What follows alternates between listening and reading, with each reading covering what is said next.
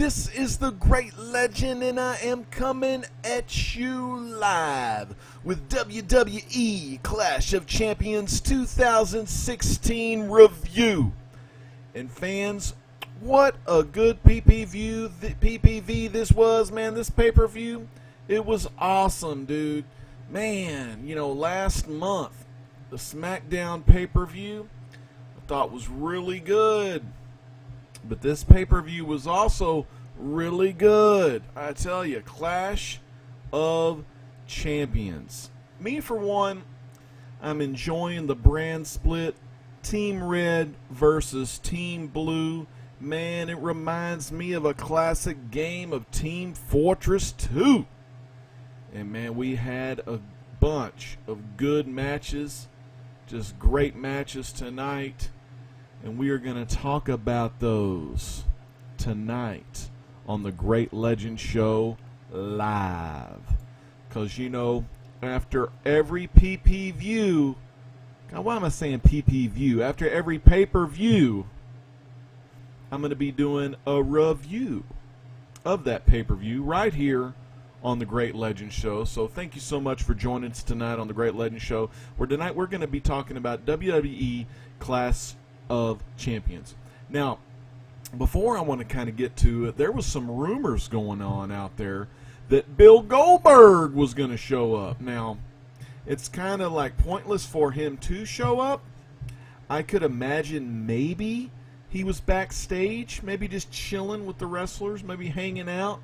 2K17 is right around the corner, fans, and he is one of the big pre-order bonuses for that game. A lot of speculation for WrestleMania 33 is, will we see Goldberg versus Brock Lesnar? Now, tons of speculation out there. I don't know if we're going to see that or not. I mean, Goldberg is up there in age, and Brock Lesnar's a beast. But it would be pretty cool to see Goldberg back in the ring, I can see Goldberg, he's on good terms with WWE. And the lines of communication are open there. But will we see Goldberg back in a WWE wrestling ring? I am not sure. But fans, let's go ahead and let's get to Clash of Champions for tonight. First, the show, always has the kickoff show. Usually it's 1 hour before the main event, the main pay-per-view. And we got to see Foxy herself, Alicia Fox, versus Nia Jax. And man, let me tell you, Nia Jax is a whole lot of woman. She's got a whole lot of power behind her, and she is going to be a big threat in the WWE to come. But her match with Alicia Fox, Alicia Fox jumped right out of the gate, started trying to chop the big tree down with, kicks to the knee, just trying to get her off her feet. She finally did get her off her feet with a diving crossbody off the top rope. But even then, the power of Nia Jax, it's unstoppable. She's going to be a force to be reckoned with in the future of the WWE Women's Division, definitely on Raw. I don't know if it was last week's or the week before, but dude, first time I've ever seen a woman do this, but she speared Alicia Fox through one of the barricade over there by the timekeepers area where where they have the bell and where JoJo sits over there and where they keep the belt and all. God dang, she freaking's got some power. And man, she was throwing Alicia Fox around there tonight like a rag doll. And eventually she ended up winning with a little pop-up Samoan drop, where she has them in the fall-away slam position, the catch position, if you will. And she just threw her up on top of her shoulders, fell back for that Samoan drop. She's part of that Samoan dynasty. And boy, she was showing the Samoan tonight as she defeated Alicia Fox. Now, that match was actually pretty good. Pretty good. I hate that Alicia's kind of, more of a, not a jobber. We call him enhancement talent, if you will. But, Alicia Fox has been in there for about 10 years, and she's going to be there for a while. And Nia Jax got that victory. I mean, what can I say? Nia Jax, she goes undefeated. She's still undefeated in the WWE. Of course, she lost some matches in NXT. Not very many, but she is undefeated in the WWE. Next match I want to talk about is, man, this was when they started the show off really good, I thought. You know, all the titles were on the line. The tag team titles, the Cruiserweight Championship, Raw's Women's Championship, United States Championship, and of course the main event, which was WWE Universal Championship. They was all on the line at Clash of Champions. And what I love about that name, Clash of Champions, there was a clash of all the champions tonight on WWE. Clash of Champions, Raw's first only pay-per-view since the brand split. And damn, you know, I was kind of surprised because, you know, as far as it goes, I've been kind of enjoying SmackDown a little more. I mean, one of my favorite wrestlers, Dolph Ziggler's on there. I'm really starting to like AJ Styles. I like Dean Ambrose. I like a lot of the SmackDown guys. I like the Usos. Heath Slater's really fun to watch, and it's great to see an old veteran like Rhino. You know, it's just, damn, SmackDown's pretty awesome. But Raw, don't get me wrong, Raw has its wrestlers that I like as well, and they were on display tonight. And man, let me tell you, I want to give some shout outs before I talk about the first official match of Clash of Champions, because the Nia Jax and Alicia Fox, that was a good match. I'm going to go ahead and give that a 3 stars. 3 stars for good match. I'll go over my 5-star rating with you because I don't know if I've ever broke it down to the downtown yet, but I go with 1 star, poor. 2 star, fair. 3 star, good. 4 star, great. 5 star, excellent. And you know, we got your in-betweens, but I'm not going to go 0.5s currently and describe the 0.5s because this ain't the CGC. That's just a little bit of comic humor for any of my comic book fans that are watching right now. But speaking of folks watching right now, I want to give a big hey and shout out to 2 of my watchers right now. We have Who Dat Comics, Collectibles, and Gaming. Russell Sarop, he says, hello, legend, great live show. And then we have another awesome wrestling fan, Count Von Strange IV, and he is finishing up Clash of Champions right now. So Count Von Strange, we look forward to you coming back and checking out this live when you're done watching the show. And I'm not, you know, giving any away for you right now, but we're talking about some of the earlier matches. And no, there's no 1.8 star ratings. Who Dat Collectibles ask. So good to see him in the chat. One of the great guys in the Blaster Stash It comic book Facebook group, and just one of the great comic book channels here in the comic book community, who has a lot of key issues. But tonight we're not talking about key issues, as we are talking about key matches. And we've had this going on for quite a while as far as the New Day's big rivalry with Bullet Club members, or aka just the club, because I guess WWE didn't want to call them Bullet Club. For one, that's what they were called in New Japan Pro Wrestling.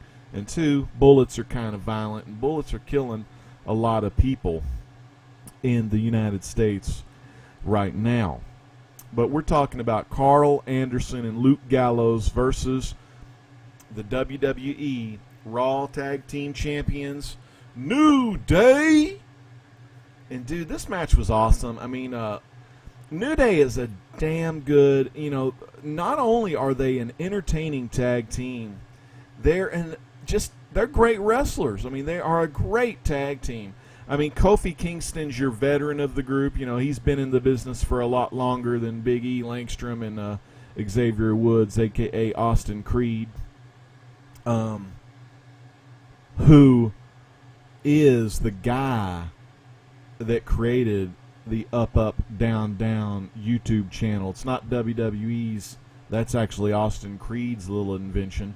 And WWE's just kind of backpacking on there. I mean, his channel's been out a really long time. Back even when he was in NXT, if I do say so myself. But fans, New Day versus The Club. Great match. They started out, it was a good match. It's back and forth. With tag team matches, you got to keep the audience entertained. You got to keep them excited on the edge of their seat. So there was a lot of near pinfalls. I mean, the Gallows got him up in the fireman's carry position, and boom, we had Carl Anderson deliver the boot of doom. I thought it was almost over at that point, but they made the save. I think it was Big E that made the save on that one. A lot of saves, a lot of near pinfalls. One, we actually almost saw the Club win the match, but while the referee was distracted, Xavier Woods took Francesca 2.0, his mighty trombone, and he really delivered a good punch with that thing and nailed Carl Anderson in the face. Kofi delivered his move, and then Big E delivered the big ending. And New Day is still your WWE World Tag Team Champions. And tomorrow, September 26th, it will be their 400th day to hold those titles around their waist. What do I give that match? Well, I'm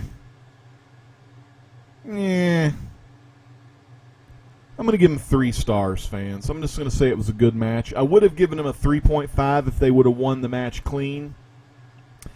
And sometimes you have to win the matches dirty for Gallows and Anderson to save face. A.K.A., hold their head up, knowing they didn't go out like enhancement talent. You know what I mean? They're not jobbers. They're great tag team wrestlers. Former New Japan tag team champions. And they've held gold many times before. But sometimes you got to go dirty. You got to go out dirty to save face. And save, like they lost the battle, but they haven't lost the war yet. So look for those tag teams to feud a lot more here in the future. Right now, something that's really big on the WWE Network is the CWC, the Cruiserweight Classic, and they finished up the Cruiserweight Classic. And I haven't watched anything of the Cruiserweight Classic. I need to go back through and watch all those matches because I really like Johnny Gargano and Tommaso Ciampa. I really like those guys from NXT, and I know they were in it. Brian Kendrick was in it. Some of the wrestlers that I've seen and heard about off my website, I visit 411wrestling.com.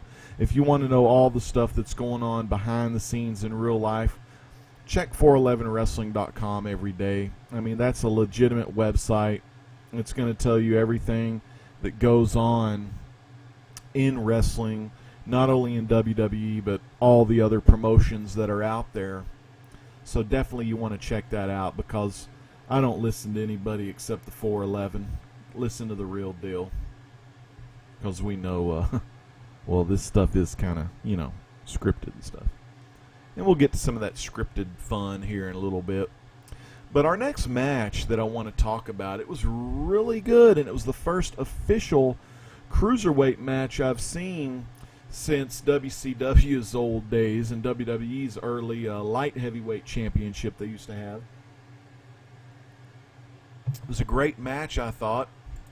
It was the Cruiserweight champion, T.J. Perkins, versus Brian Kendrick.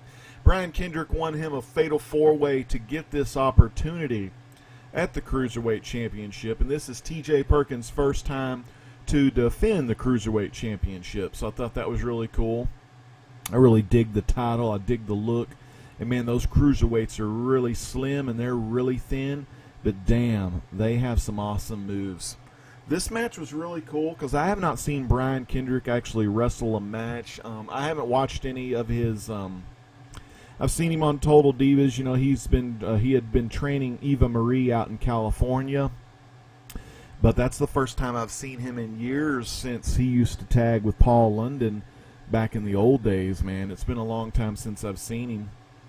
He's got really long hair now, which his hair is a lot longer the last time I seen him. He's sporting a goatee. Kind of looks like a punk rock pirate, if you will. So very cool.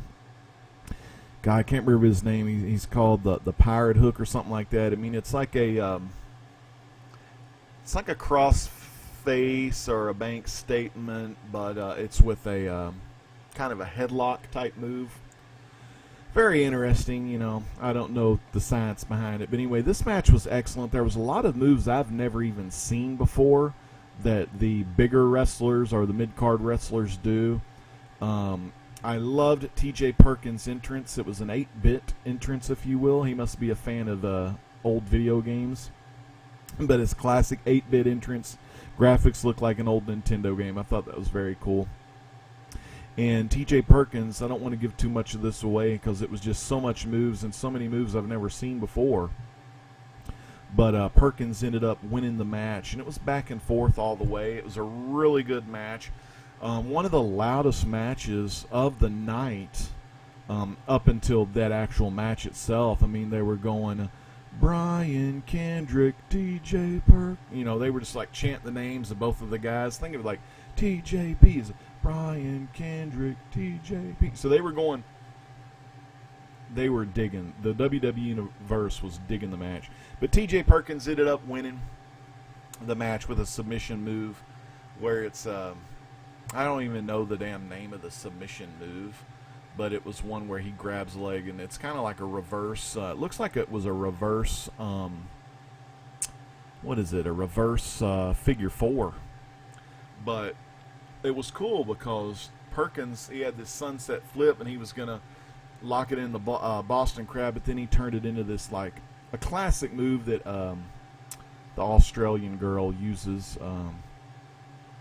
I hate when I can't remember her name because she's actually been ready to wrestle for weeks now, but they haven't brought her back to TV. Emma uses it. It's kind of like a Muda lock. Very cool. Just a great match overall, though. Great match. Anyways, he ended up winning, so I thought that was pretty cool. Getting a good victory in there. I mean, Kendrick went for that slice bread move, which you've seen Eva Marie do quite a few times, but he just couldn't win it with it. And then Perkins went for a 450 splash, which I thought was great, a la Juventud Guerrera. And then that was this move. Kendrick locked in that move called the Captain's Hook, but Perkins reversed it, set up a fireman carry into a Pele kick, then wheelbarrow rolls and locks in the knee bar. That's what it's called. It's the knee bar. And Kendrick tapped out. And at the end, Kendrick comes in the ring, like Perkins holds out his hand, and they shake hands. They give a little hug, and then all of a sudden, Brian Kendrick just headbutts the crap out of him in the jaw. So that was really funny. I give that match, I give that a damn solid 4.0. Just a great match. There was some missed spots, a.k.a. for some of you slow learners out there, just some fuck-ups of moves, like they fucked some moves up. But with the Cruiserweight battles, I mean, they're going to do more risque moves, so they're going to screw some moves up. So there were some missed spots, but I'm giving that a 4. Just a good, actually not good, that's a 3, but a great match, but not a 4.5 or a 5.0 or anything like that. So, you know, a good 4. Next match I want to talk about is match number 7 of the Best of 7 series, Cesaro and Sheamus. And let me just tell you a little bit about these two guys. These guys are excellent, big wrestlers, big superstars. I mean, I know a lot of people don't like Sheamus, but here's the thing with Sheamus. anything, if something happens to your main guys, the guys they're using right now, your Rollins, your KO, your Romans, any of those kind of big names that are going for that Universal title, your Finn Balor. I mean, you can put Sheamus in that spot to hold that top title, and he's going to be a great heel, a great bad guy to hold that title. He's hardly ever injured. He's a big-bodied guy. He's believable, great wrestler. And with Cesaro, he's kind of your next big thing. I mean, he's going to be – I feel like Cesaro – and Cesaro's wrestled over 10 years already, but I feel like Cesaro can be that next Sheamus, that guy that can, any given night, he's going to give you just a great match. It may not be the very best match of the night, but he's going to deliver. And he's someone you could put the strap on and be happy with, you know what I mean? But he just hasn't gotten that brass ring yet, and I don't know when he will. There's just a lot of competition. I think he would have been better suited for SmackDown, but for whatever reason they kept him on Raw. So anyways, this match was back and forth the whole time. This match was just full of power moves, and they kept getting up.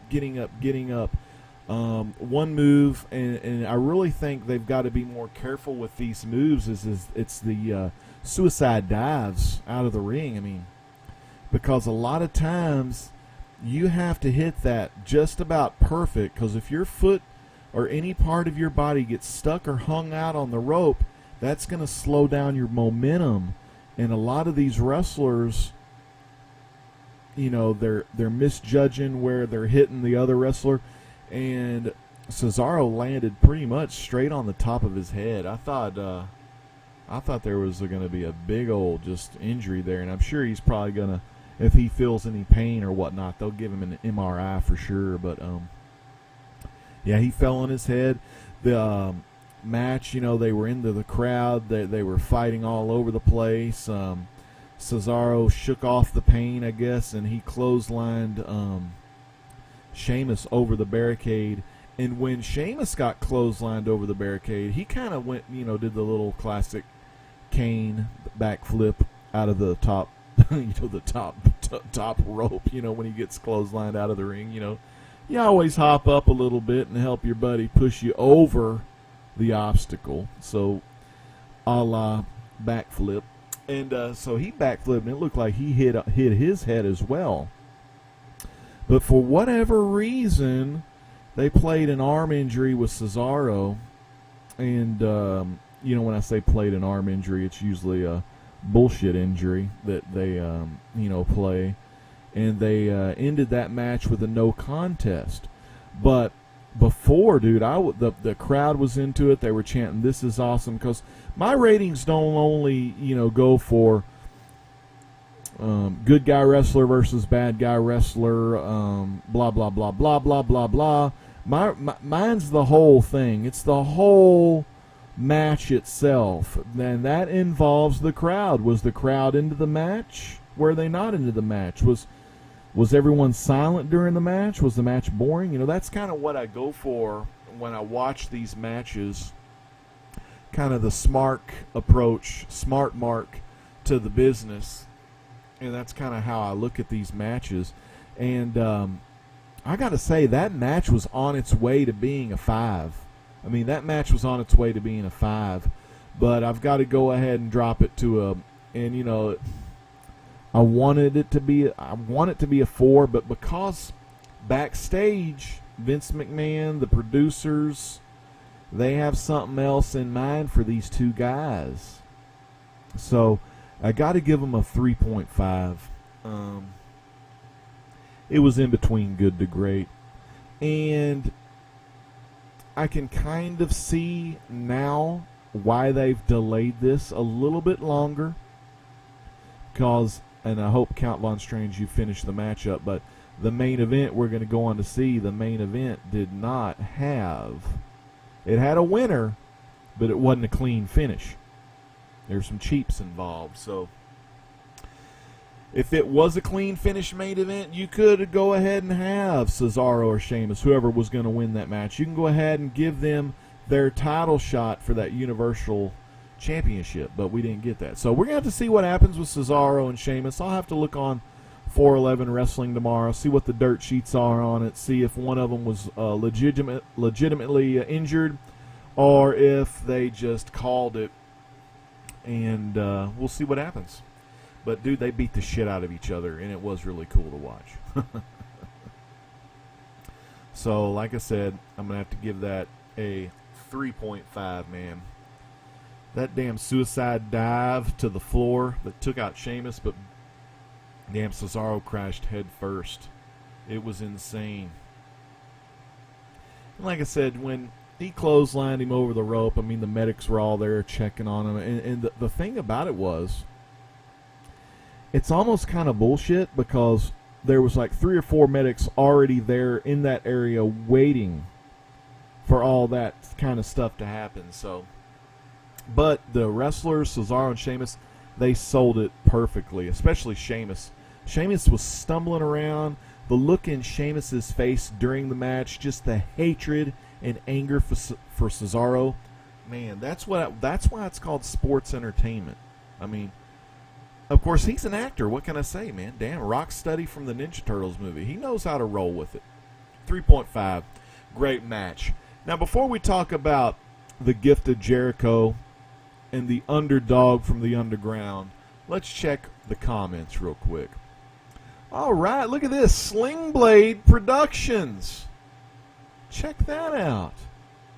That's pretty damn cool. Sling Blade. That's a classic move. Sling Blade Productions, good to see you. Giving a little shout out to the Count and to Who Dat in the chat right now. Good to see you. Thanks for coming and thanks for stopping by the Great Legend Show tonight. So yeah, like I said, next up we have Chris Jericho, 6-time world champion, against underdog from the underground, Sami Zayn. Man, I'm a huge Sami Zayn fan, and I also like Chris Jericho as well. Chris Jericho has reinvented himself so many times, and you know, like the guy or not, he brings his A game, man. He's one of the most hated heels, and probably, to me, I mean, because Kevin Owens, Seth Rollins, some of those guys, they're kind of your anti-heels. Like, they're heels, but the fans like them. It's kind of like Stone Cold when he was a heel, but the fans liked him, and he turned into I don't know if this has ever been used before or referenced, but instead of a baby face, it's called a baby heel. It's like a heel that people just love, you know. So note that the first time you ever heard the term baby heel, Great Legend Show, September 25th, 2016. And might I add you, today, or maybe it was yesterday, hit the 3,800 subscriber mark. No gimmicks, no giveaways, just fucking greatness. The Great Legend. And he's coming at you live, so what can I say? Well, won't be having no contest. I don't hold contest every 25 subscribers I get, but we will hold one when I hit that big 4,000 mark. Probably going to be Fantastic Four related. And hopefully when I do hit that mark, it'll be around the same time where Marvel finally gets their heads out of their asses and puts out a fucking Fantastic Four comic book. So yeah, the gift of Jericho and Sami Zayn. So, you know, first off, you know, they start the match. They're trading blows. Then somewhere in there, you know, it's kind of like a play or a Shakespeare deal. You know, you get your intros or your Act 1, your Act 2, Act 3. You get your climax and you get your finale. It's the same thing in wrestling or the art of sports entertainment. I almost said Flair, but Y2J eventually got a cheap shot in, and he took advantage. Zayn hit the leapfrog. He did those arm drags, followed by his heel kick. Looks like most scrubs would call it a drop kick, but actually it's kind of a running heel kick where it looks like it's a drop kick, but he hits some heel first. And some big ass flare chops. Awesome. Hits a moonsault off the barricade that barely connects.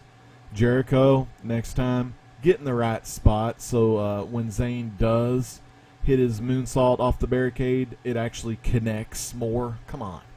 Anyway. In the match, Jericho uses the referee as a shield. Classic Jericho, and that allows him to hit a springboard drop kick on Zayn, which is really cool. I love when he does that because that's patented Jericho. Gets a couple elbows in there, and then Jericho grabs a chin lock. This is a move you see Kevin Owens use a lot. It's a resting hold. A resting hold is a move where the heel wrestler will get behind a good guy wrestler, put a headlock, a chin lock, whatever you want to call it. It's called a rest hold because it allows both wrestlers to rest in the middle of the ring. While they're resting, Jericho says, ask him, like he's asking him, ask if he wants to tap out during a chin lock. You got to be shitting me. Classic Jericho, though. What happens? Fans start chanting a little louder. Zayn starts tapping his foot. You know, and it's just classic. I mean, it's a rest hold, so that it allows the guys to rest for a little while. So finally, Zayn gets up, and Y2J, gets him into the turnbuckle, and he goes for that running bulldog that he usually does out of the turnbuckle, and Zayn nails a huge. I love when Zayn hits those big ass clotheslines. But Zayn hits a flipping dive onto Jericho on the outside, which was really cool. Crossbody for a 2 count from the 3. And then Zayn nails the classic. You've seen it a lot tonight. I think I've seen 3 of these tonight. The Michinoku drivers, which is the body slam. Gets him up for a body slam, but instead of slams him to the side, he slams him kind of down in between his legs. It's kind of like, I guess you would call a Hoovy driver. Juventud Guerrera used it a lot. Anyway, let's go ahead and get, I'm talking a little bit too much, but this is just your classic Jericho match. I mean, Zayn missed 3 haluva kicks altogether, and he was going for a 4th, and Jericho rolled out of the way, and eventually he caught him. Oh, and then, he did his leaping DDT through the corner turnbuckle, on the outside of the ring, and Jericho barely. I mean, the problem is Zayn's a little taller than Jericho, and Zayn actually landed his feet down, so it looked sloppy, but it still did the thing. Anyways, he hits the Blue Thunder Bomb, or is it the Blue Tiger Bomb? I think it's Blue Thunder Bomb, and he pins him for a 2 count. So Zayn gets up, he's distraught, he's like, why didn't that take him out, blah, blah, blah, blah, and Zayn kind of took his eyes off Jericho. Jericho playing possum, doom. Jericho sprung up, code breaker out of nowhere for the 1-2-3. So Jericho's the winner, and it angered a lot of people, but that's okay because Zayn will probably win the next time they face off. They can easily rematch this match at the next pay-per-view, and Zayn will win. But it was interesting, but we're going to see why they let Jericho win that match at the last part. At the main event, we'll let you know why Jericho probably ended up winning that match. And it was clean victory. But, Zayn, he's the underdog. But he'll be back. Zayn's kind of like the Dolph Ziggler is on SmackDown. SmackDown's Dolph Ziggler, but Zayn's on Raw, right? He's a damn good wrestler. He's going to be a champion one of these days, but he comes up short. So, next up, what do I give that match? You know what? I'm giving, even though it was kind of had a little sloppiness, I'm giving it a great. I'm giving it 4 stars because Jericho, love him or hate him, he's the best at what he does. I mean, he pisses people off. And that is the psychology of the wrestling business. I mean, a heel that has been in the business as long as he has, and Jesus, you know what? I want to say, if you take his time that he spent with Benoit, Chris Benoit, Jeremy, Trinity, I said Chris Benoit. You spend some of that time, Jericho fought in Mexico, he fought in Japan, and then he was in WCW for the longest time, his WWE, his current WWE. I mean, he's been in the business for maybe 20 to 25 years, so to do what he does still to this day, it's pretty amazing, actually, if you think about it. The longevity of his career is really amazing, and he's a great heel. I mean, you can't teach that kind of stuff. You only get that stuff through doing it over and over and over and over again. Next up, we're going to have the Raw Women's Championship.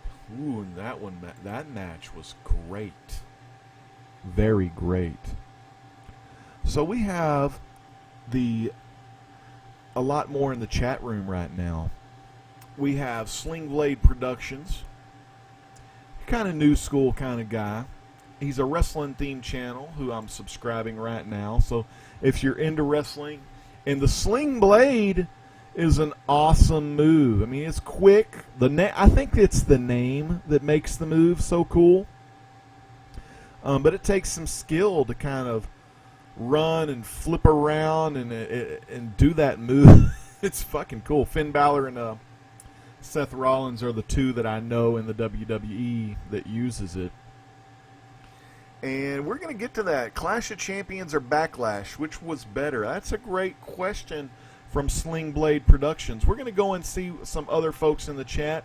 I want to say what's up to CFV Mode Rob. You should watch Wrestling Inc.'s channel, legend. And I'm going to have to check into that channel. I think Wrestling Inc. has a website. Rebel Comics and Gaming. Larry Higgins, father of Nairobi, which is a independent, creator-owned and creator-created comic. Larry Higgins, Rebel Comics and Gaming. Thank you so much, Larry. LP, baby. I like calling him LP for showing up tonight, listening to the show. And it's great to see y'all. Real great to see y'all. We're getting into LP. I'm so glad LP is here right now. Rebel Comics and Gaming. Rebel. And then Comics is with Komix. So if you type in Rebel and then space Komix, you can subscribe to him. He does a lot of gaming. He's a big wrestling fan, and he's a comic book creator, which is just awesome in itself. But he's going to like when I talk about this next match. It was for, and excuse me, if I call this the WWE Raw Women's Championship, which I call it that, which I really like the way they have the women's titles. God, if I think they're both white titles, but the inside color is red for Raw, and Becky Lynch's SmackDown women's title is blue, and I think that's so damn cool. I kind of wish they would change the WWE Championship to a blue leather belt. So that would be like the blue belt, and then Raw would have the red belt. I just think that would be so much cooler, but I don't know if they will or not. But I think it would be pretty awesome. It's kind of stupid, though, now because the tag team champion plates are silver, but the belt is blue. So it's all stupid. But anyway, next match we're going to be talking about Raw's Women's Championship match. Three-way dance, baby. Sasha Banks versus Bayley versus Charlotte, the Queen from the Queen City. Now, a lot of hype going into this match because this is 3 of the NXT's 4 horsewomen, and I wanted to see Sasha win the match, but we'll get there. Anyway, so what was cool, the match starts out, Banks attacks Charlotte. Bayley is attacking Charlotte, and then Banks is kind of mad because Banks wants to beat up on Charlotte. She don't want Bayley getting in her business. So here we go. Sasha's talking to Bayley, and Bayley's being the good girl as she is. She's like, well, Charlotte, I mean, not Charlotte. Sasha, I'm in this match too. I'm just as big a part of this match as you are. Anyways, too much talking will get your ass whooped. And the dirtiest woman in the game, if I can borrow from her daddy, Charlotte was in the house, man. This match was all over the place. And I mean that in a good way. So many great moves from these ladies. I mean, there really is a revolution. And a lot of this, you know, whether you hate him or you don't like him, but Triple H, it has a lot to do with Triple H and the way he's ran NXT with all these superstars and kind of just, you know, telling some things to Vince McMahon and having Vince change his point of view on a lot of things, where we have independent wrestlers, former indie wrestlers, winning the titles. AJ, Seth Rollins, stuff like that, instead of your guys like the Romans or whatnot, or your guys that are just born and bred in WWE.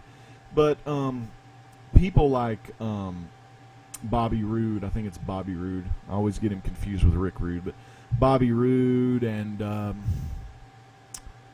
God, that other guy, he's in NXT right now. But even Samoa Joe. I mean, just like a lot of these wrestlers are finally getting their due in the WWE, which back in the old days, we talked about this last night, when Dusty Rhodes came in to the WWE. He was huge in every single territory he went to.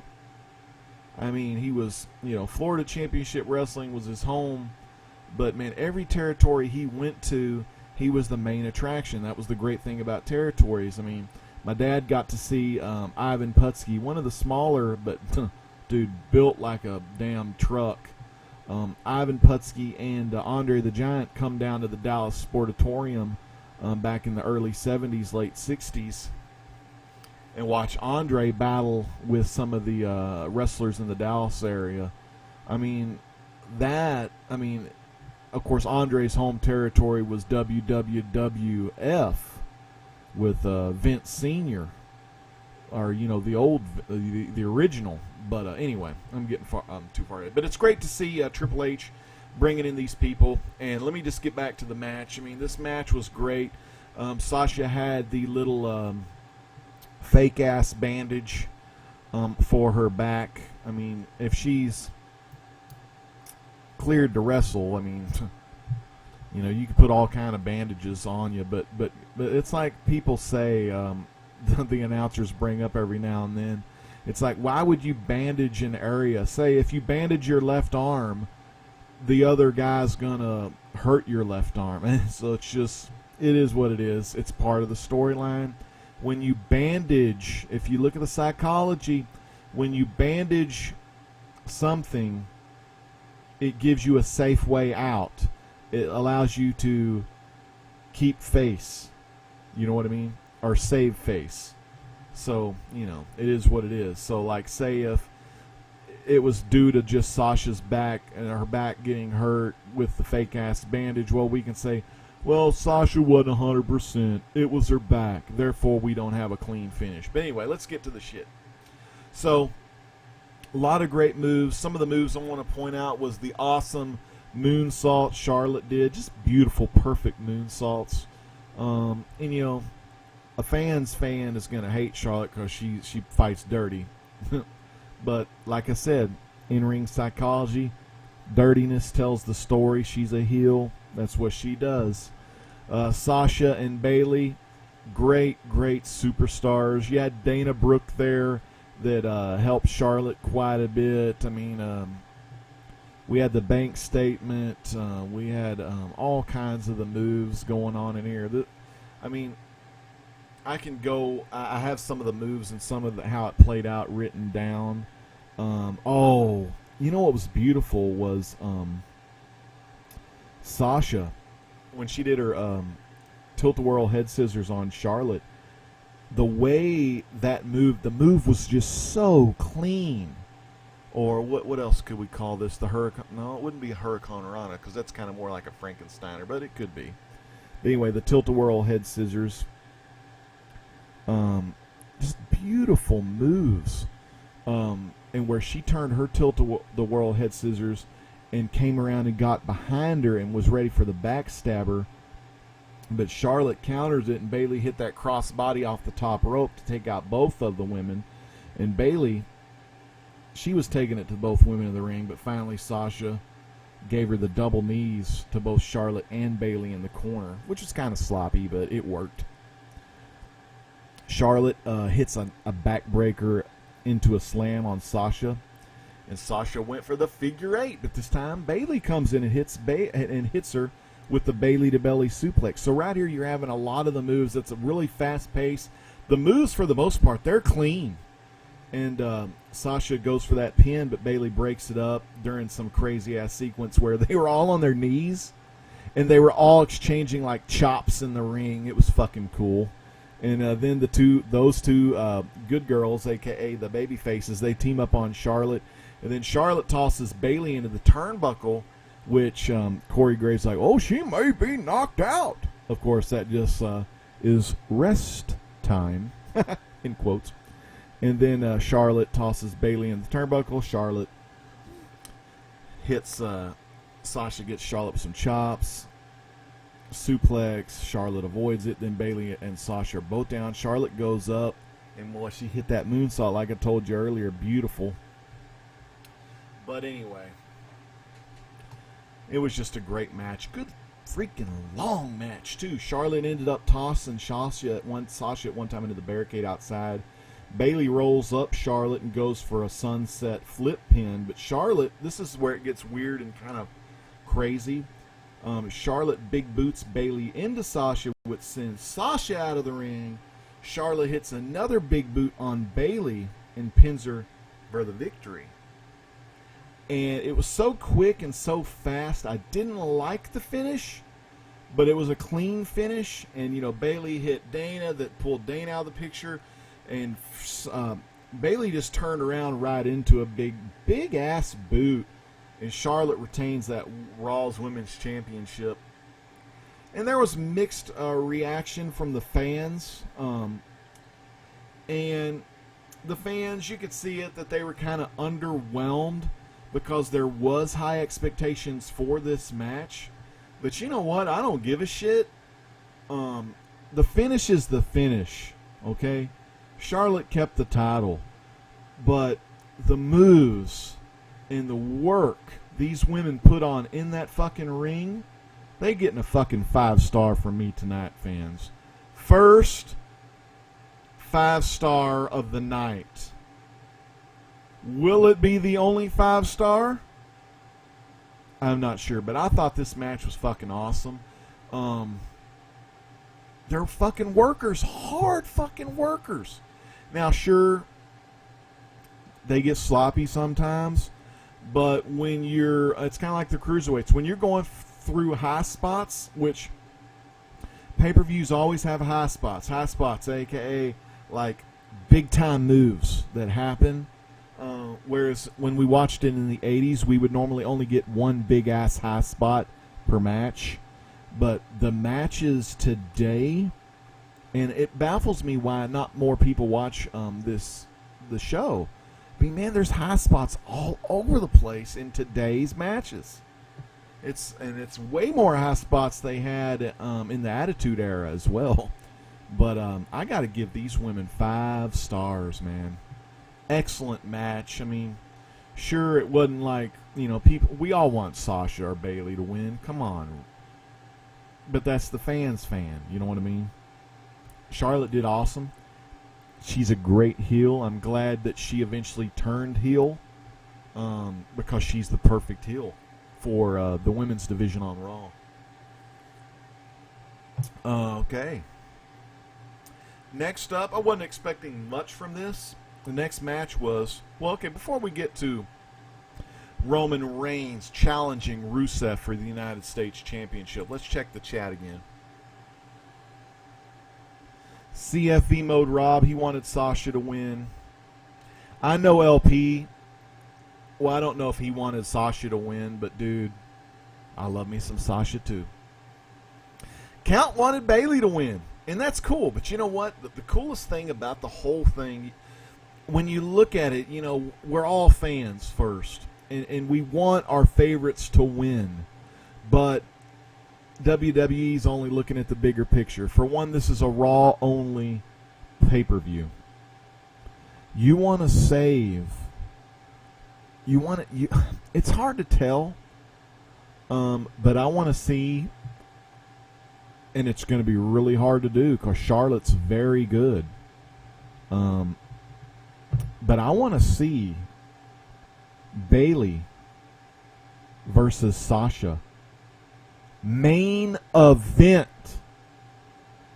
And I'm not normally like a big fan. I mean, I'm not like a feminist kind of guy or like, oh, it's the women's time.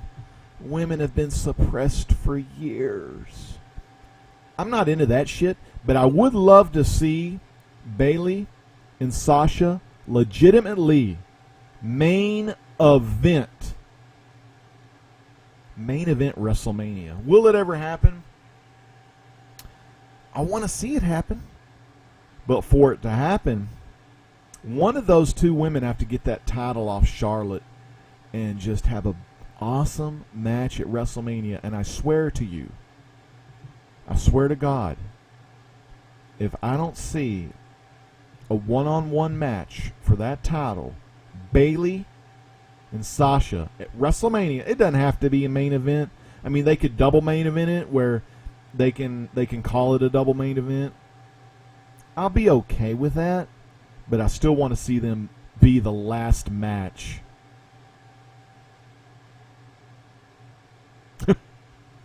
I'm just reading it. Trinity, you're getting me confused. Don't post that right now. He just said Goldberg killed everybody. Goldberg killed everybody, son. But hold on. I want to see that match. So for that to happen, we got to look at the big picture. Look, okay, so April is usually WrestleMania, March or April. I can't remember which one. I think it's in April, but we really have a long way to go to see that match happen. So just kind of look for the title to change hands a little more. Hopefully, Nia Jax will not win the title right anytime before WrestleMania, because it's going to be a pure bitch getting that title off of Nia Jax, unless it's a four-way or a match where they can get her out of the ring and then, you know, someone can get a cheap in. I know I'm talking in the future, but I would love to see Bayley and Sasha at WrestleMania. But then again, here's the problem that I hate about WrestleMania. Hey, Chris FC, thanks so much for watching tonight, brother. If you wouldn't act like the way you act, brother, maybe you'd get some more subscribers. Anyway, he just wanted to get the who won the titles, and then he just kind of left. But anyway,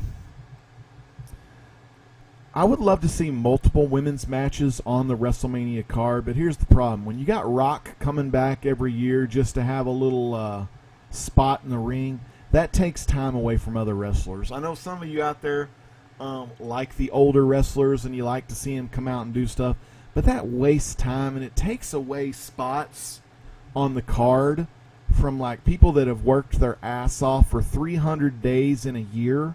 When you have Rock come back for like 1 or 2 nights in the year, I mean, I think that's complete bullshit.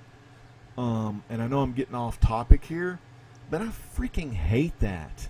You know, I don't mind if like they bring Rock out to introduce the whole show, but not during the middle and stuff of the match. I think it wastes time, and I don't want to see it happen. I actually think you can have maybe 2 matches, 2 women's matches, maybe even 3. But for that to happen, they're going to have to change the way they do things. But anyway, I want to see Sasha and Bayley at WrestleMania. All right, let's go ahead. Thank y'all for watching. I want to give a big shout out to Trinity Comics, big Goldberg fan. Chris FC came in for a little bit. You know, giving him a shout out, even though he doesn't really even deserve one. But and all I'm doing is giving him shout-outs by saying his name. So let's go with Roman Reigns versus Rusev. You know, I like Rusev. I've always kind of liked Rusev, the Bulgarian brute. Just a classic foreign heel, you know. Was siding with Russia, but, you know, now he's getting his own Bulgarian time. You know, Lana's still Russian. I mean, it's all good. And his match with Roman, just back and forth match. And I couldn't take a lot of good notes during this match because my WWE network was like kind of laggy and crappy. But so I didn't really get to see a lot of this match. But the match I did see, it was just two big boys going at it. Two heavy ass hitters just going after it. I remember when I got it finally tuned in, I saw the Reigns hit the drive-by kick twice on the outside, and then I saw Rusev was inside. He got inside the ring and he hit Reigns with that big ass kick that usually is the setup for the accolade. But he just got a 2 count on that. And then finally he locks in the accolade. And somehow, man, this is the first time I've ever seen someone really fight. Well, I've seen, you know, people scoot backwards under Rusev. But Reigns actually fought out of the accolade, which, you know, Rusev got really pissed. He raked the eyes of Roman, but Roman rebounded off the ropes and hit him with a spear with the 1-2-3. Roman Reigns is your new U.S. champion. Now, I don't think this should have happened, business standpoint. I think they could have had a longer feud. And what's happening with a lot of times is, remember back in the old days, you had a year-long feud. You had like the Mega Powers, a tag team at first. And then, you know, Miss Elizabeth and Hogan, you know, Savage, you know, thought there was something between Elizabeth and Hogan, blah, blah, blah, blah. But you had pretty much like a 6-month to a year-long feud of Hogan versus Savage. You don't see that anymore. It seems like everything is like 1-month feuds nowadays, which they could have made the whole Rusev and Roman thing a lot longer. Now, Lana did do her cheaps on the outside of the ring and do some distractions that helped Rusev a couple of times because Roman super punched him and speared him already one time. But finally, the ref told Lana she had to go to the back. So I don't see this being over as far as the feud goes. I want to see Rusev get that title back somehow. Otherwise, you know, we're going to have Roman as the U.S. champion for a long time. But you know what else would be really cool? And I don't think I just don't think he's ready yet to do it. But remember when Cena was doing the U.S. Open Challenge, and it would always be a new challenger? A lot of you don't know how hard that actually is for a wrestler to pick new opponents. Now, a lot of times, wrestlers wrestle 4 or 5 days a week, and you know, some of you don't know this, but AJ and Cena actually have wrestled on Raw before, in something called a main event dark match. Which a dark match is a untelevised match, but if you're at the show after the cameras go off, they'll have another main event match that you don't see, and AJ and Cena have actually fought. They did one where it was AJ and Rollins fought Cena and I think Roman before, really, for a tag thing. So they wrestle about 5 times a week. And, you know, they do live events that are untelevised and things like that. But so what you have 2 wrestlers, Reigns and Rusev. Just think about how long they've been fighting. I mean, they fight probably 4 to 5 nights a week. Some of those would be tag matches. On the live events, they may do Roman and someone versus Rusev and someone, you know, for like a main event. And a good tag match is a good way for some of your main guys to rest throughout the week, so they're not exerting themselves the full 20 to 30 minutes or whatever have you in the ring. They actually have their tag partner as well. And by being a tag match, you can have a longer main event tag match at your disposal while giving each wrestler enough time to rest as well. So Rusev and Roman have been fighting a long time. Now, if you look at John Cena when he was U.S. champion, Well, just on Raw mainly. I'm sure he fought his normal guy he was going to fight at the pay-per-views a lot, but at least he would mix it up. You know, every Monday night it would be a new opponent. I want to see Roman do that, but right now I don't see Rusev backing away from Roman. I think there's still a feud to be gone on there, so we'll see what happens. So I give that match, I'm going to go ahead and give that a 3.5. It wasn't a 4 by any means, but it was good and it was solid. It was a good, solid match. Fans still seem to hate Roman, and I'm not the biggest Roman fan, because I always wanted Daniel Bryan to win and, you know, do some stuff, but they wanted to put that title on Roman, and the smart guy, the smart Mark, can see why they did that, because Daniel's injury prone. You know, Bryan Danielson, American Dragon, he's injury prone, whereas Roman's solid. You know, he's going to be there for you. So anyway, 3.5 for that. Let's check the comments, and then we're going to be checking into this big main event and see if Kevin Owens can deliver main eventing his very first pay-per-view. So let's see what we got in the comments. Fix your screen. Rusev is a title holder. Well, this is just a preview. Chris FC.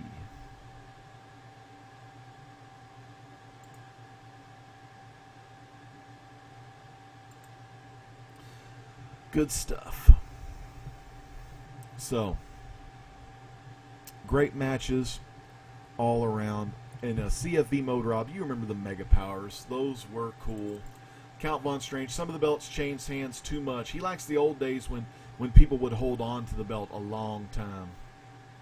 Ooh, Cena did it twice at WrestleMania 31. Damn. You know, you're right. I remember that. Yeah, some wrestlers do it twice in the same night.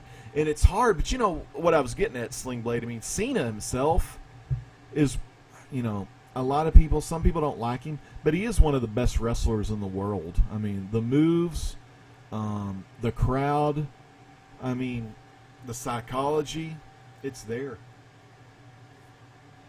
Mic skills, wrestling skills, in-ring psychology, when to do something, when not to do something. Because, you know, if they're chanting your name in big time, you'll see this a lot of times, the wrestlers will stop a minute and kind of let the fans tell the story. Instead of the wrestlers wrestling in the ring, you're going to see the fans telling the story by the way they chant, by the way they cheer, by the way they boo. And it's just in-ring psychology at its best. You know, just awesome. And outside, not in-ring, but out-ring psychology. Hey, thanks for the likes and the shouts. I mean, I enjoy that. Thank you so much.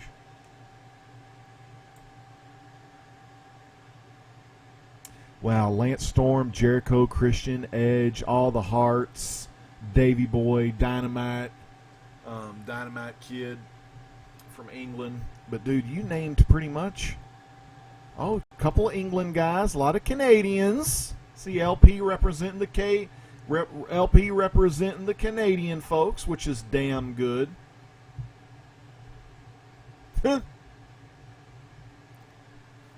So hell yeah. They're doing a Trinity Comics. They're doing a Chris Benoit documentary, and he hopes they do him some justice in his movie. I mean, they're going to tell the story of him, you know. They'll give him a good story. All right, so let's talk about that main event, because we're getting into the 1 hour mark, and I like to keep these close to 1 hour. Main event, man. It was just perfect. I mean, and I don't want to, you know, give it a 5-star or anything. Excellent main event, though.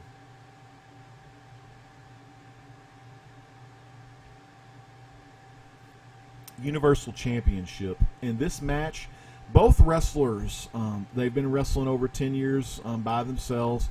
KO versus Seth Rollins for the Universal Championship. This could possibly be match of the year. So Owens, what I love about KO, whenever he starts a match, it's in-ring psychology to the dickish side. Classic heel. Kurt Hennig did this quite a bit, where right when the match started, Kevin Owens just rolls out of the ring.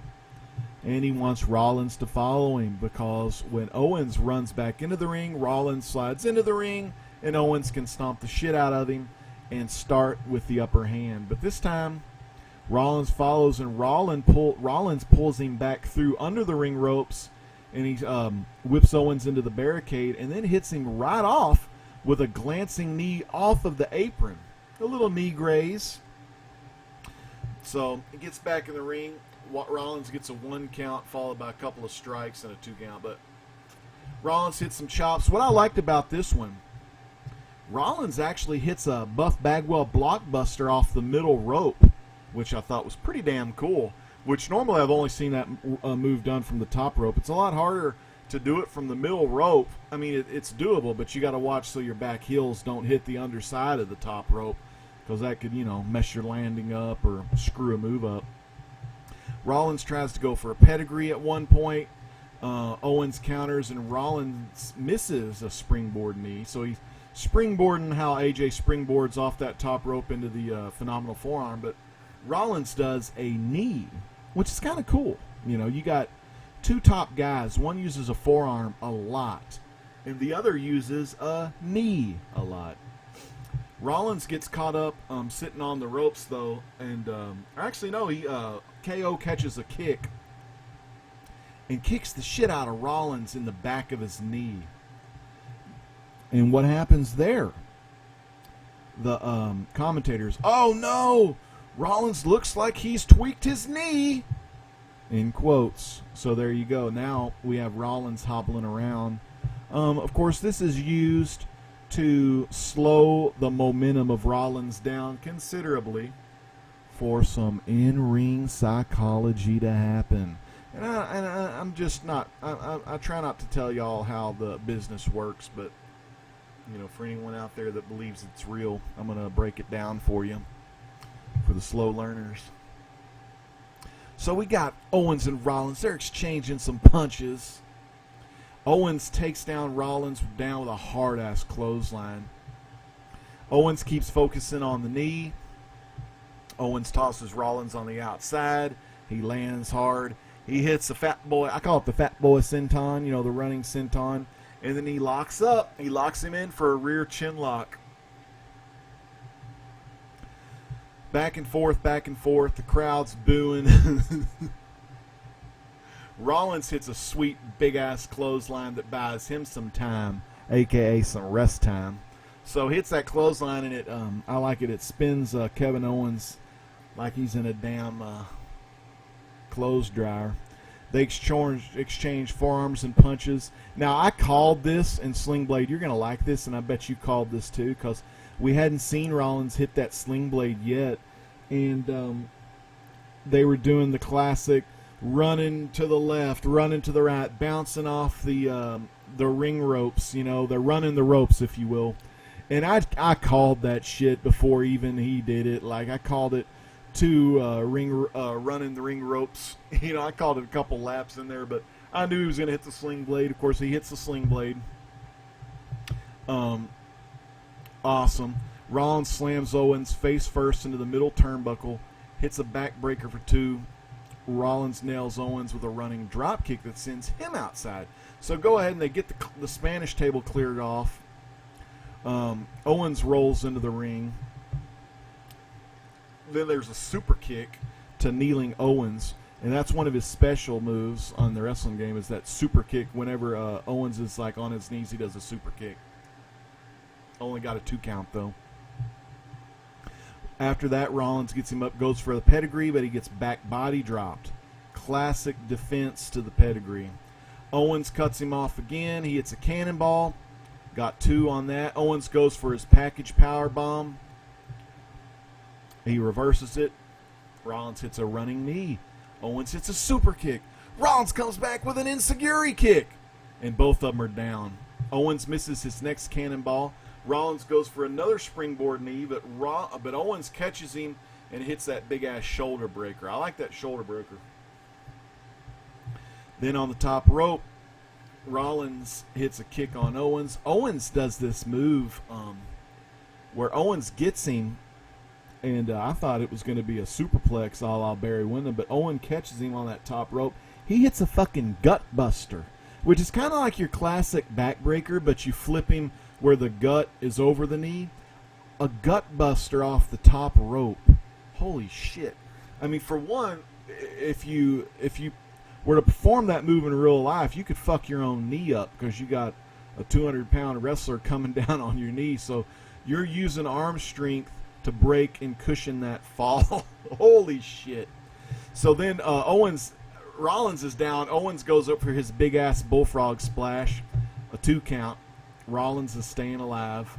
So now Rollins gets onto the outside of the ring, and then Owens is going for the Fat Boy Senton on the announce table. But Rollins moves out of the way, and Owens hits that Fat Boy Senton. And, dude, the chant, the crowd, man, the crowd is into it. Finally, we hear our "This is awesome," our first "This is awesome" chant. This is awesome. So back in, Rollins hits a beautiful flying knee off the top rope, followed by his frog splash, but he only gets a 2 count. So, at this point, we have a heel, Kevin Owens, and the fans love Kevin Owens. I mean, it's really hard, but Owens is still like an ass, inside the ring, but the fans really love him. And outside the ring, Owens loves the fans too. I mean, he's never had this much fun in his career than he's having right now in WWE. But Seth Rollins is kind of like a face. People are kind of digging him, even though he's still kind of bad, because we have pretty much 2 heels fighting each other. But Rollins could end up being a face if he keeps this up. But here we go, the great equalizer. It's a way for Seth Rollins to save face and take a loss to Kevin Owens. Jericho. Remember how I said there's a reason Jericho beat Sami Zayn. So Jericho comes out, beating Sami Zayn, Kevin Owens' arch nemesis, but they're aligned together now. Jericho and KO, 2 Canadians for LP there. Jericho comes out, and after that distraction to Rollins, Owens hits a package powerbomb, but no, it's a 1-2. So Rollins tosses Owens into Jericho, and I love this. I love when Owens hit Jericho. So then Rollins hits his enziguri on Owens, which was a fucking hard one. And then he hits a pedigree. I thought it was over. He hit the fucking pedigree. Now, if you notice in watching it, KO's very smart at this point. Ring awareness, fans. Okay, and keep in mind, KO just got pedigreed, but ring awareness. Owens noticed he wasn't close enough to the ring rope. Owens scoots his body over. Then Rollins gets that pin, but it gives Jericho the length he needs to put Owens' boot on the bottom rope. So, ring awareness by KO. Got to give it to him. He's been doing it for years. Owens goes up for the pop-up powerbomb, but this time Rollins leapfrogs over the powerbomb. We've seen Sami do that before. Classic reversal of a pop-up powerbomb, but this time Rollins hits the ref. Rollins then hits the pedigree again. Owens is down. The crowd chants 1, 2, 3, 4. They're fucking, counting up to about 15. Rollins is getting screwed, which is great because it's all Y2J, the great equalizer. And that's a way, like I said, for Seth to save face. So Rollins is trying to get the damn ref up, but then Y2J, of course, attacks him from behind,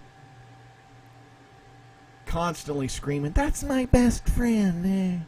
So Rollins tosses Jericho to the outside, and then he hits a suicide dive on Jericho, and then he followed by one on Owens as well, and the ref is still down outside the ring. So Stephanie comes out with a new referee, and Rollins, he's finally, the referee's run into the ring, They're outside the ring. Owens is inside the ring, kind of getting to his feet already. So when Rollins slides into the ring, Owens is right there to give him a pop-up power bomb for the 1, 2, 3. Stephanie kind of has this weird look on her face. I don't know if she's Team KO now or not, or if the storylines have her in cahoots with her husband. I don't know. Which is all pretty much bullshit anyway. All that shit's bullshit. It was good that Owens retained the title, because the guy wins the title. You don't want to immediately take the title off of him. You want to see what he can do with it. You want to see how the crowd reacts with him. He's still going to be like a conceited asshole, but that's his persona, or his gimmick, if you will. I talked to a buddy of mine the other night about, and he's always been upset with John Cena, about how John Cena said he was from the streets, the doctor of thugonomics, the rapper.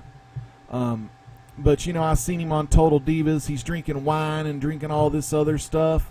Well, honestly, the guy's the highest paid WWE wrestler. I think he makes around, maybe, I don't know if he makes around $15 million, but he is the highest paid wrestler.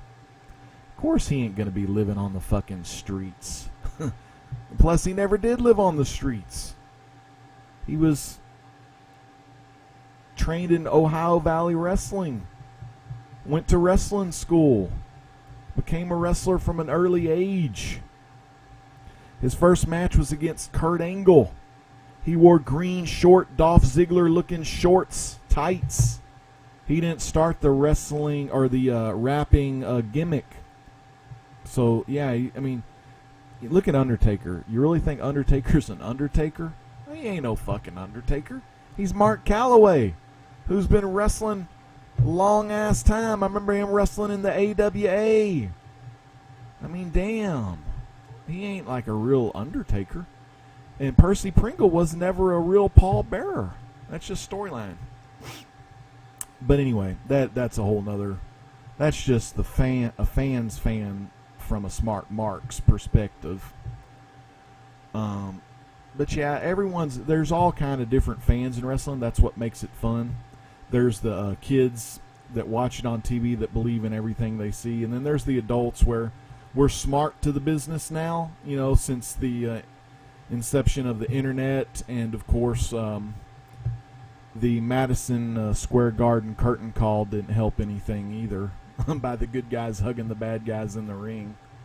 So I think that point, a lot of people, will look at that and say that was kind of, breaking the kayfabe, and that was kind of the point where the fans knew. But actually, my dad used to go down to the Sportatorium with his buddy Larry Robinson.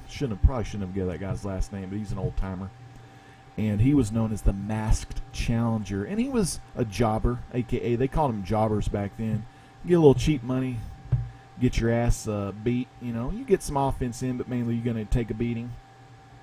Was the Masked Challenger. And my dad got to go in there at the Sportatorium and see the guys practice and kind of go over their spots, or a.k.a. their moves. So it is what it is. But we have Kevin Owens, and he's still your Universal Champion. Now, what this does is awesome. It gives don't take anything away from Seth Rollins. I mean, Jericho was interference, so you can have Mick Foley say, okay, next pay-per-view, it's going to be in a cage, or it's going to be all outside interferences banned, so we can kind of keep this feud going a little bit longer, because we want to keep the feud going longer until the new Devil's favorite demon, not Kane, I'm talking Finn Balor, comes back. So hopefully we'll get to see Finn Balor at WrestleMania. Wouldn't that be cool? Maybe Finn Balor get a shot at either... most likely I would like to see Seth Rollins win the title back and then go back and fight Finn Balor at WrestleMania. That would be a great Universal Championship match. Or we can have a grudge match between Finn Balor and Seth Rollins for the #1 contendership, and have Sami Zayn fight Kevin Owens at WrestleMania for the Universal title. I want to see, I know this is really far ahead and they would have to drag it out a really long time, but I would love to see AJ Styles versus John Cena for the WWE Championship at WrestleMania, and I would actually love to see Cena win and get his 16-time world champion. I would love to see him win, and then I would love to see him possibly retire in a couple years and kind of move on to something different. I know Cena could still go with the best of them, but I want to see. I don't want to see him get 17 time. I don't want to see him like beat the Ric Flair record, but I think he deserves. And a lot of people may disagree with this, but just on the stuff he does outside of the ring alone, over 500 Make-A-Wish things, he deserves to be a 16-time World Heavyweight Champion. That's just, my opinion, but I think he deserves that. This match tonight, though, with Rollins and KO, I'm going to give it a 4.5. If there was no distraction by Jericho, it could have easily got a 5, but the only 5 of the night I'm giving this to the ladies, man. Even though there was some missed spots and it wasn't, the fans fan who won, the fans fan didn't want to see Charlotte win, but you got to look at the big picture. You got to look at the long road to WrestleMania, and Charlotte holding on to the belt is the way to go. It's the way to go. So let me check the comments one more time.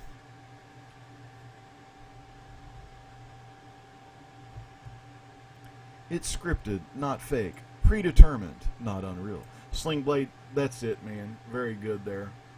I mean, because Jesus, Cesaro, diving on his head, that ain't fake. What kind of guy would actually do that?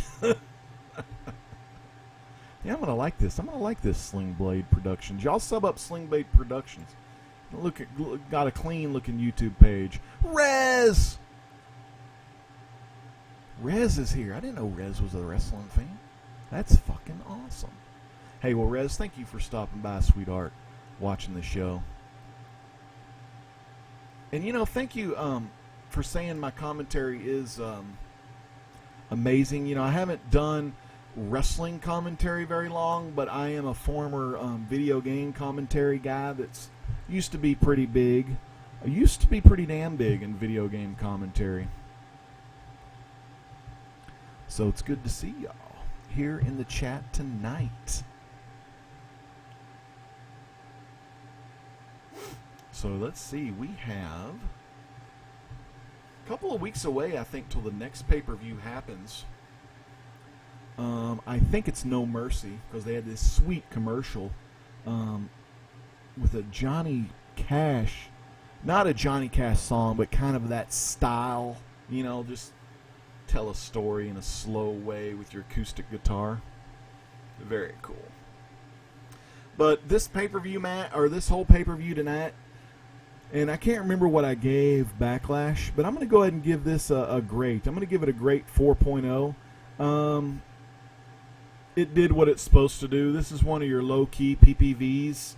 I mean, it's not going to be real big or anything, but what these PPVs do, these low-key ones, you look at your big ones. You got your WrestleMania being really huge. You got your Survivor Series, your Royal Rumble, your SummerSlams. Those are the main 4. But these other pay-per-views, and Money in the Bank's a big one too, just because of the prize. And I also like TLC quite a bit, just for the hardcore aspect. But all these other pay-per-views, these are pay-per-views that enhance the story, the bigger picture, if you will. And Clash of Champions did that tonight. So fans, this the great legend had a great night tonight. Great time. Spending a great time with you.